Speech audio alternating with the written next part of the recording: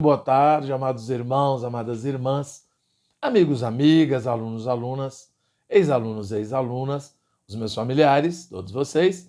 Vamos aí continuar a nossa leitura da Palavra de Deus, a Bíblia, agora no Novo Testamento, Atos 17. E sempre encorajando vocês que não são inscritos aí a se inscreverem, por favor. Quem já é inscrito nos ajuda a divulgar essa palavra, tá certo? E também, vou dar mais uma vez aqui a dica, qual é o propósito aqui?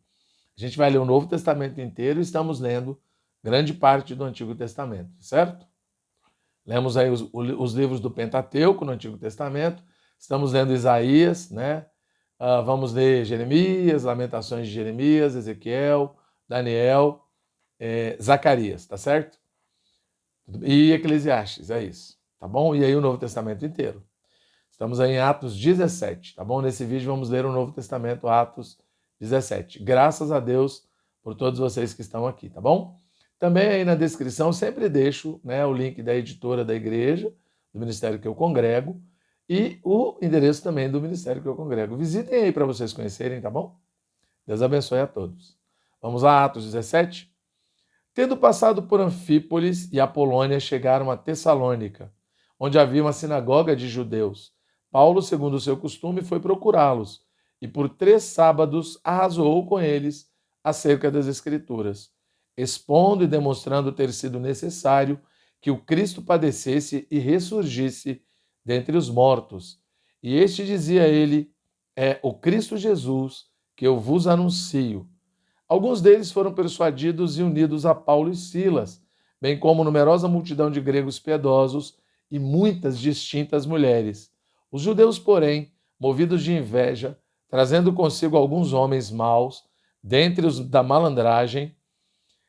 a malandragem, ajuntando a turba, alvoroçaram a cidade e, assaltando a casa de Jason, procuravam trazê-los para o meio do povo. Porém, não os encontrando, arrastaram Jason e alguns irmãos perante as autoridades, chamando. Estes que têm transformado o mundo chegaram também aqui, os quais Jason hospedou.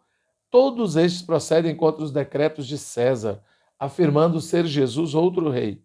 Tanto a multidão como as autoridades ficaram agitadas ao ouvirem estas palavras. Contudo, soltaram Jason e os mais, após terem recebido deles fiança estipulada.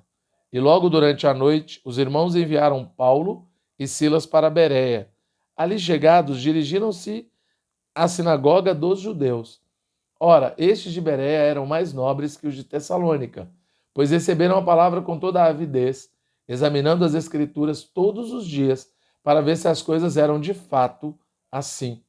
Com isso, muitos deles creram, mulheres gregas de alta posição, e não poucos homens.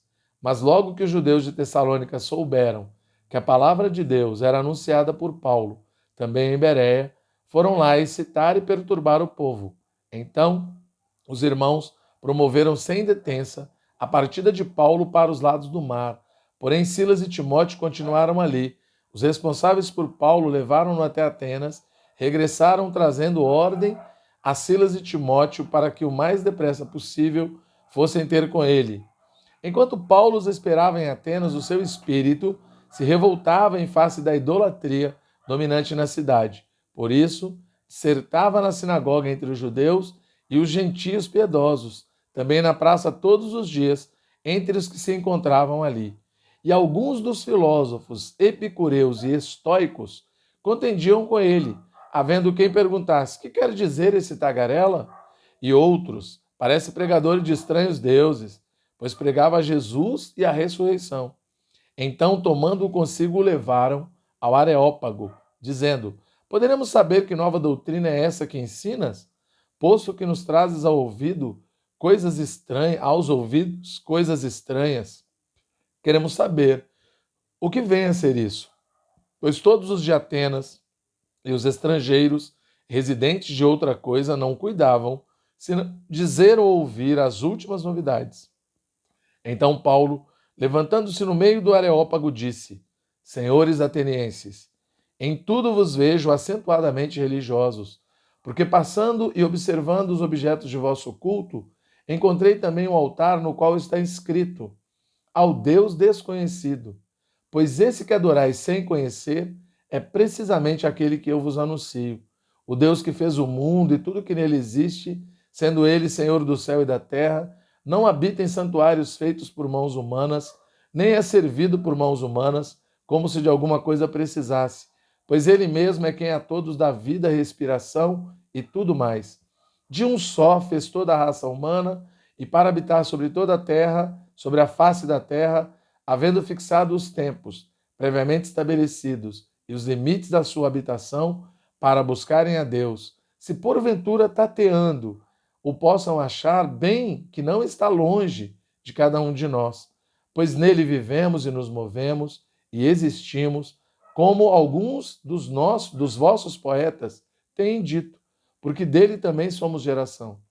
Sendo, pois, geração de Deus, não devemos pensar que a divindade é semelhante ao ouro, à prata ou à pedra trabalhados pela arte e imaginação do homem.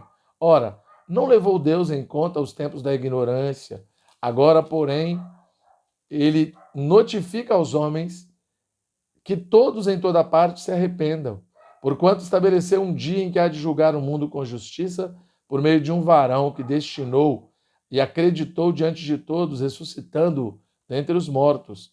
Quando ouviram falar da ressurreição de mortos, uns escarneceram e outros disseram: a respeito disso te ouviremos noutra ocasião. A essa altura, Paulo se retirou do meio deles. Houve, porém, alguns homens que se agregaram a ele e creram. Entre eles estava Dionísio, o Areopagita, uma mulher chamada Damares, e com eles outros mais. Amém? Louvado seja o Senhor.